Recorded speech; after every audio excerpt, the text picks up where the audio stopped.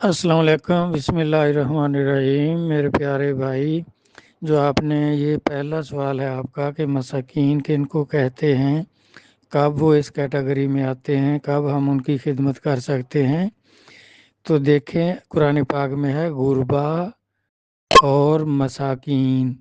مساکین تو ان کو کہتے ہیں جن کی والدہ فوت ہو جائے، والد فوت ہو جائے، اور پھر وہ غریب بھی ہوں چاہے امیر ہوں، ان کو مسکین ہی کہیں گے کیونکہ ان کی ماں نہیں ہے۔ اور جس کا والد فوت ہو جائے اس کو یتیم کہتے ہیں۔ تو وہ امیر بھی ہو سکتے ہیں، غریب بھی ہو سکتے ہیں، وہ اس کیٹیگری میں نہیں آتے۔ اگر وہ غریب ہیں اور مسکین ہیں تو پھر ان کی بھی آپ خدمت کر سکتے ہیں۔ اگر وہ امیر ہیں تو پھر مسکین جو ہے وہ خدمت کے لائق نہیں ہے، کیونکہ وہ خود کفیل ہوتے ہیں۔ یہ جو آپ نے فرمایا کہ میں نے کچھ فیملیوں کو سامنے رکھ کر پوچھا ہے، تو وہ غربا میں آتے ہیں۔ وہ چاہے آپ کے عزیز ہوں تو سب سے پہلے ان کا حق ہے کہ وہ بیچارے اپنے روٹی پانی میں خود کفیل نہیں ہیں۔ بے شک ان کا گھر اپنا ہے، بے شک کوئی ان کا کاروبار بھی ہو اس میں خسارہ ہو گیا ہو، وہ تنگ رہتے ہوں، تو ان کی آپ خدمت کر سکتے ہیں۔ سب سے پہلا حق جو ہے اللہ اور اللہ کے رسول نے رکھا ہے رشتہ داروں کا، اول خیش بعد درویش، آپ نے سنا ہوگا۔ تو پہلے اپنے خاندان کے لوگوں کو دیکھو، ان میں جو حقدار ہے یہ غربا میں آتے ہیں، مساکین میں نہیں آتے۔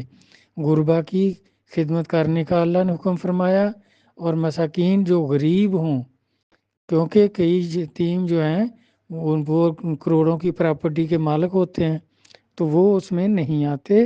غریب ہیں تو آئیں گے، ان کی خدمت کرو۔ اور یہ غربا جو ہیں یہ آپ کے سکے رشتہ دار جو ہیں، اگر ان میں کوئی ایسا غریب ہے تو سب سے پہلے اس کی خدمت کرو۔ اس کے بعد جو ہے پھر ہمسائے آتے ہیں۔ ہمسائے کو کون ہوتے ہیں کہ اپنے مکان کی چھت پر چڑھ کر دیکھو، نبی علیہ الصلوۃ والسلام نے فرمایا جہاں تک آپ کی نظر جاتی ہے وہ سارے آپ کے ہمسائے ہیں۔ ان میں پھر غریب دیکھو، جو اس طرح حقدار ہے اس کی خدمت کرو۔